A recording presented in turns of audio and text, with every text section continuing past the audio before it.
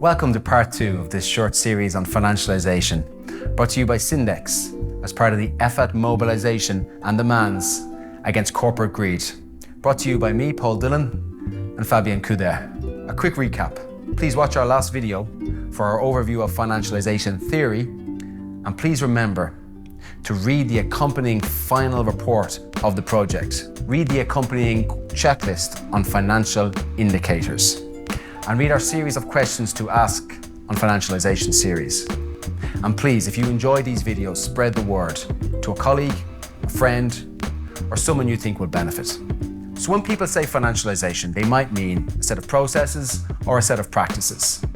We think it is really useful to understand the key trends of financialisation, which are impacting work in all sorts of ways.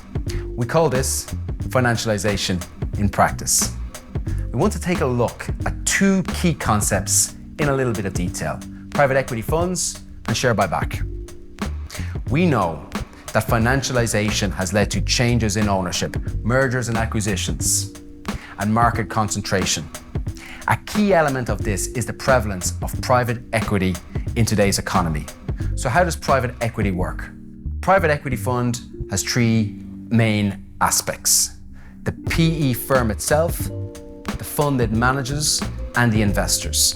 The PE firm builds up a fund, usually in the billions of dollars, and typically charges investors a fee of, say, 2% to be part of the fund. The firm then uses this fund, referred to as dry powder, to acquire full ownership or a stake in various companies.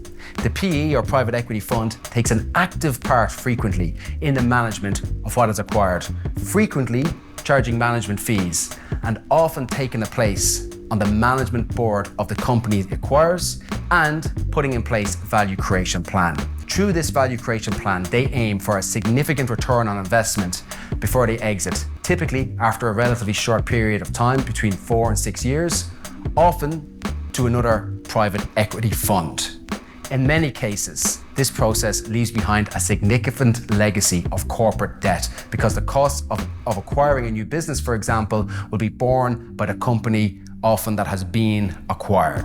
The second issue we want to talk to you about today is share buyback.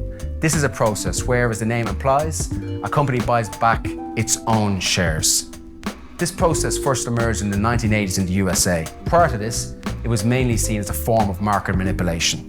The process of share buyback gradually spread, for example, becoming legal in 1998 in Germany. Can you estimate the amount spent on share buyback globally in 2023? The figure was $1.11 trillion. Billions will be deployed in 2024 by corporations in food, drink, tourism sectors operating within Europe. The issue with share buyback is that it often extracts cash from a company which would otherwise be used, for example, for investment or for wages and salaries. And like private equity, debt can be a factor, as companies, in some cases, borrow money to buy back their own shares. Later in the series, we turn to solutions, how trade union and employee representatives can potentially respond to financialisation. But for now, consider this. If your company is taken over by a private equity fund, it is vital to understand the track record of the fund, what its value creation plan is, and to draw on resources and expertise to respond. Of course, the use of share buyback and the prevalence of private equity funds are not the only trends that are noticeable in financialisation.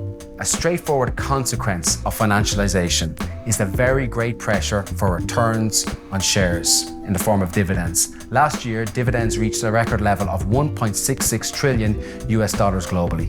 The pressure for such returns is passed on by investors to senior managers, who often have targets in their pay relating to share price and dividends, and then they are often partly paid through stock-related bonuses. For now, thank you for watching this video. Remember, if you like it, please spread the word amongst your colleagues and contacts.